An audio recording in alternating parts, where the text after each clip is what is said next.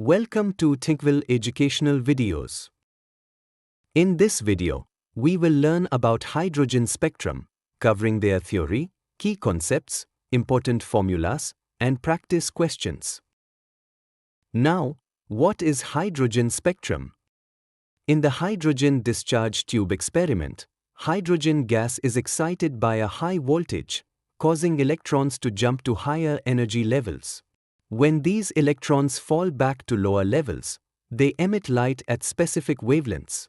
Passing this light through a prism produces a line spectrum, known as the hydrogen spectrum. Now, the types of the hydrogen spectrum. There are three main types of hydrogen spectrum. The first is absorption spectrum. When white light passes through hydrogen gas, electrons absorb specific wavelengths, leading to dark lines in the spectrum. Now, the second is emission spectrum. When a hydrogen atom absorbs energy, its electrons get excited to higher energy levels. As they return to lower levels, they emit photons of specific wavelengths, producing bright or colored lines on a dark background. Now, the third is continuous spectrum. Hydrogen alone does not produce a continuous spectrum, but hot, dense hydrogen, example in stars, can emit a near-continuous spectrum with absorption lines superimposed. Now, we will understand the Rydberg Formula.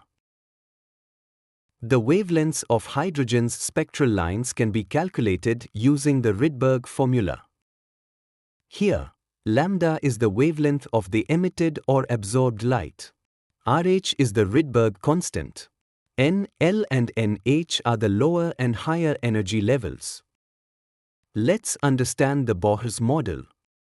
Niels Bohr proposed that electrons orbit the nucleus in discrete energy levels and can transition between these levels by absorbing or emitting energy. The energy of an hydrogen electron in the nth orbit is given by this formula. Transition energy between two levels, Ni and Nf, can be calculated by this formula. Now, let's understand the spectral series of the hydrogen spectrum. The first is the Lyman series. The Lyman series consists of spectral lines produced by electron transitions to the n is equal to 1 energy level. All wavelengths in this series lie in the ultraviolet region of the electromagnetic spectrum. These are the spectrum lines which lies in Lyman series. The next is the Balmer series. The Balmer series lines involve transitions to the n is equal to 2 energy level. All the wavelengths in this series lie in the visible light region, which means we can see these lines. These spectral lines belong to the Balmer series. The next is the Paschen series. The Paschen series lines involve transitions to the n is equal to 3 energy level. All the wavelengths in this series lie in the infrared region. These spectral lines belong to the Paschen series. The next is the Brackett series. The Brackett series lines involve transitions to the n is equal to 4 energy level. All the wavelengths in this series lie in the far infrared region. These spectral lines belong to the Brackett series. The next is the Pfund series. The Pfund series lines involve transitions to the n is equal to 5 energy level. All the wavelengths in this series lie in the far infrared region. These spectral lines belong to the Pfund series. The next is the Humphreys series. The Humphreys series lines involve transitions to the n is equal to 6 energy level. All the wavelengths in this series lie in the far infrared region. These spectral lines belong to the Humphreys series. Now, let's take an example. An electron in a hydrogen atom undergoes a transition from the n is equal to 3 energy level to the n is equal to 2 energy level. A. Calculate the wavelength of the spectral line. B. Determine the transition energy involved in this process. C. Identify the type of spectrum observed. D. Name the spectral series to which this line belongs. Let's understand the question with the help of the ThinkViL simulation.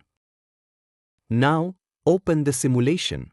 You will see this layout.